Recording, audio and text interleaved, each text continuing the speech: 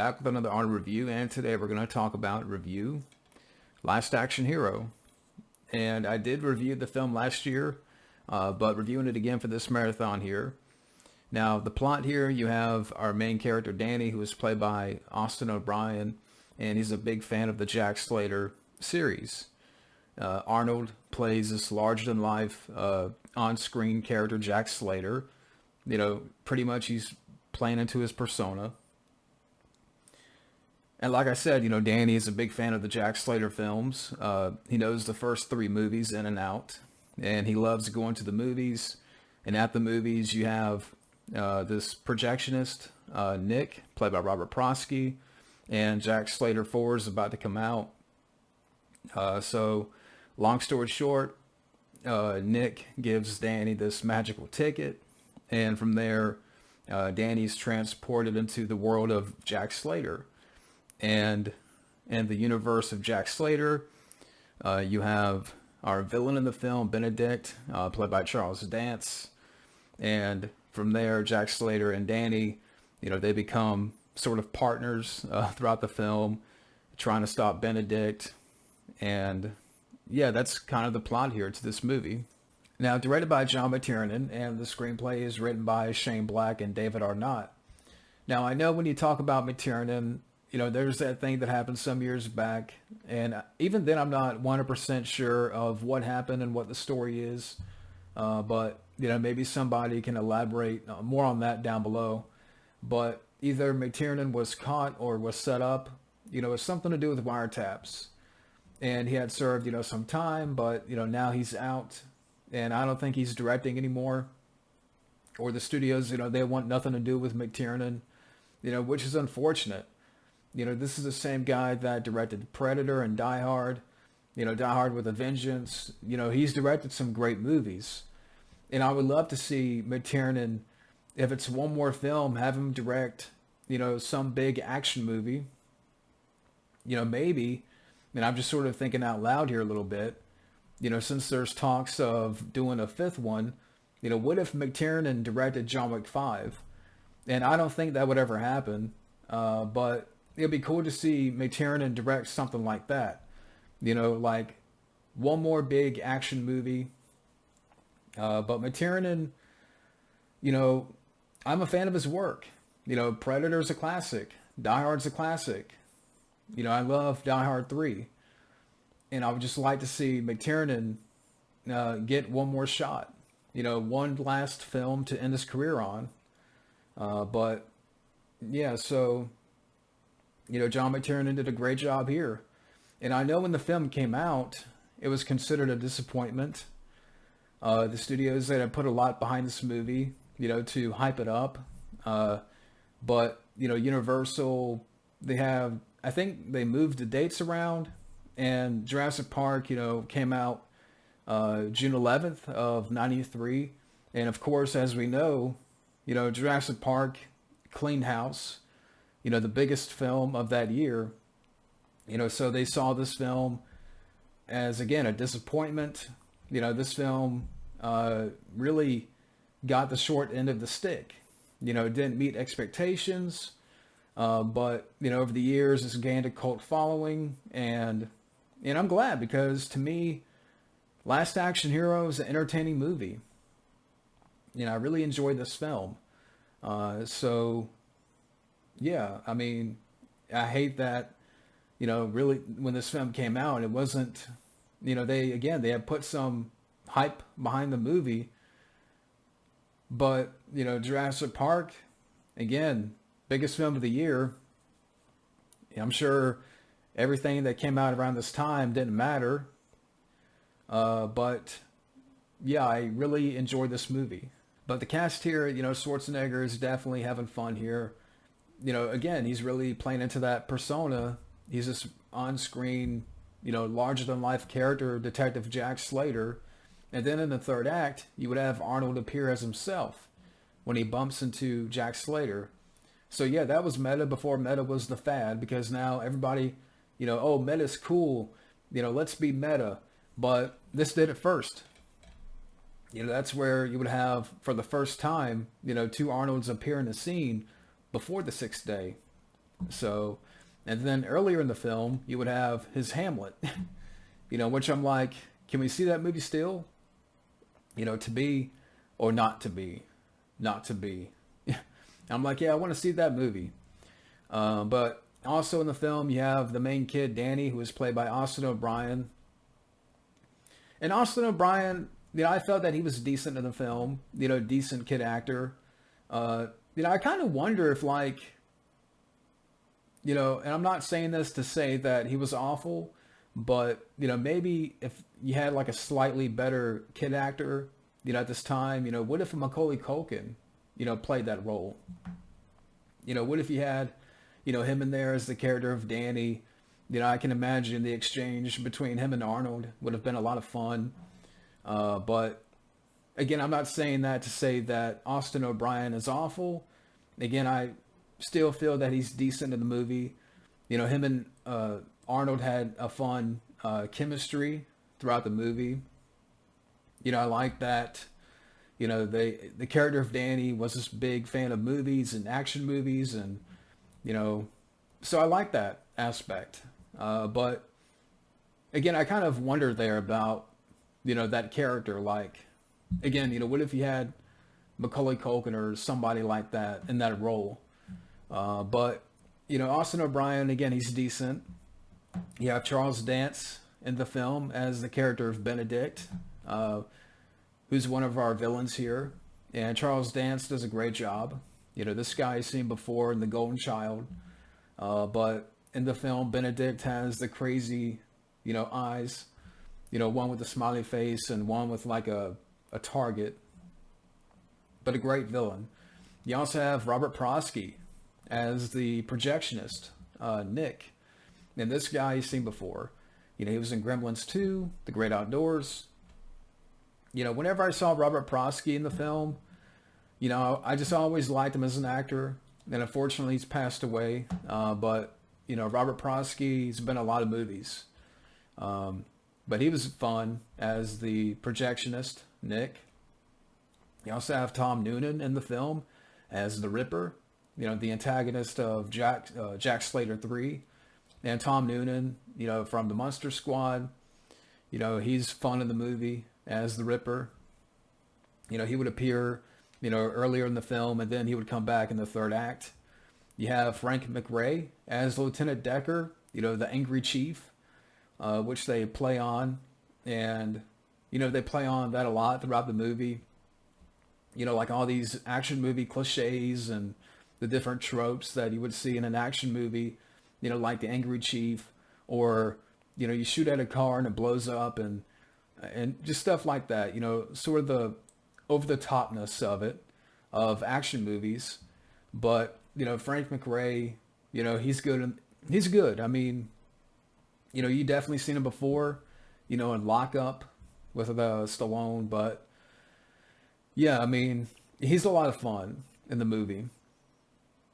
You also have Anthony Quinn in the film. You have Bridget Wilson, before Mortal Kombat.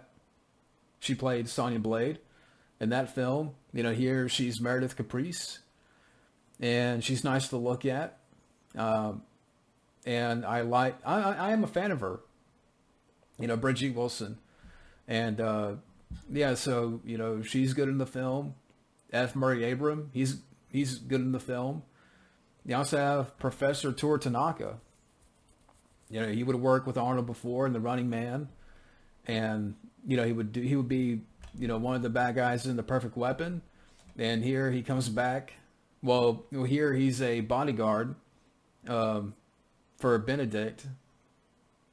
But it was fun to see him in the film. And then, like all the cameo appearances. I mean, Tina Turner appears in the film. Sharon Stone, Robert Patrick as the T-1000. Stallone, because, the scene where you have Jack Slater and Danny, they're in the video store and they see the poster for T2, but instead of Arnold, it's Stallone. And then, like, during the premiere of Jack Slater 4, in the rear world, you would see several celebrities, like Little Richard and Jim Belushi, Damon Wayans, Chevy Chase, Jean-Claude Van Damme. Wilson Phillips, yeah, the singer, she appears in the funeral scene. In McKellen appears in the third act as Death. Danny DeVito, he's the voice of Whiskers, which is his cartoon cat police detective. He appears in the film for a little bit. So a lot of fun appearances. Again, Robert Patrick, Sharon Stone, and then like some of the other people that would appear, at the Jack Slater 4 premiere. Like real actors, like Jim Belushi and Jean-Claude Van Damme and Chevy Chase. And so, yeah, that was a lot of fun.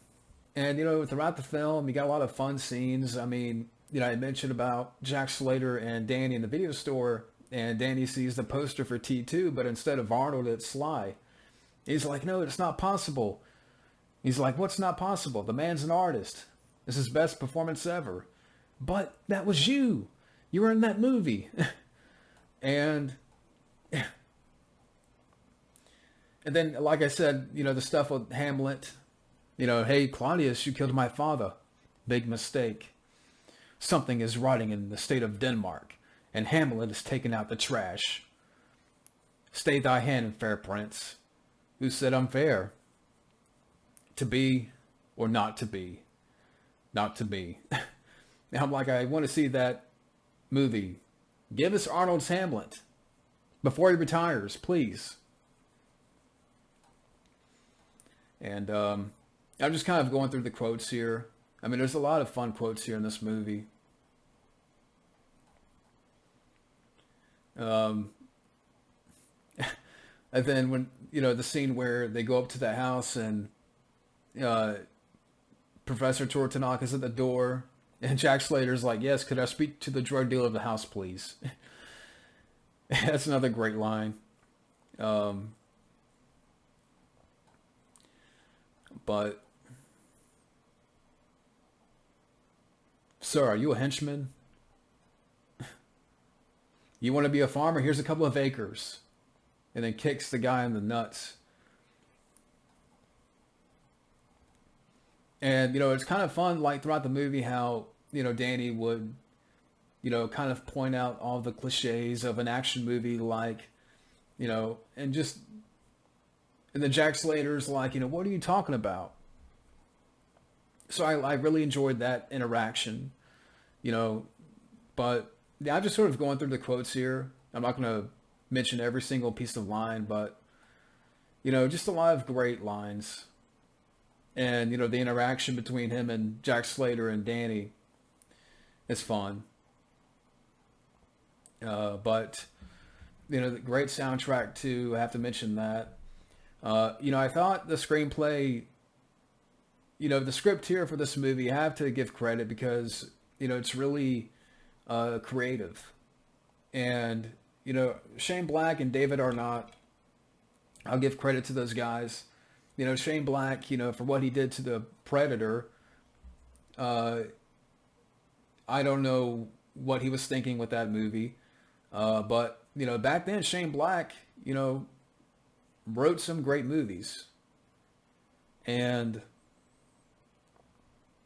I don't know what happened, like what's happened in recent years with Shane Black, but I will give him credit here with this movie. Him and David Arnott, with the script, really imaginative and creative and funny. Again, definitely, this film here definitely breaks the fourth wall, and a lot of because Danny's in that world of Jack Slater. It's like and that's the thing that makes the script great, is that we all wish we were Danny. We all wish that we can jump into these movies, into the world of Jack Slater. But, it's like, and that's the thing that really I enjoy about this movie, because you feel like you're part of the adventure, and you want to be able to have that magical ticket and jump into any movie, like, I don't know. I mean, just look at all these movies behind me, and what if you jumped into, you know, I don't know, The Golden Child or something. But I'm just sort of spitballing here. But I think that's what makes this film fun and enjoyable is that we all wish that we were the main character. We all wish that, we could have this magical ticket and jump into these movies, or this action movie. Any movie you want to name or, mention. But, so yes, I do give the script, a lot of credit for being creative, creative, imaginative, and funny, especially, and it definitely picks up in the third act, where, Jack Slater comes into the real world and he realizes that, he's more vulnerable.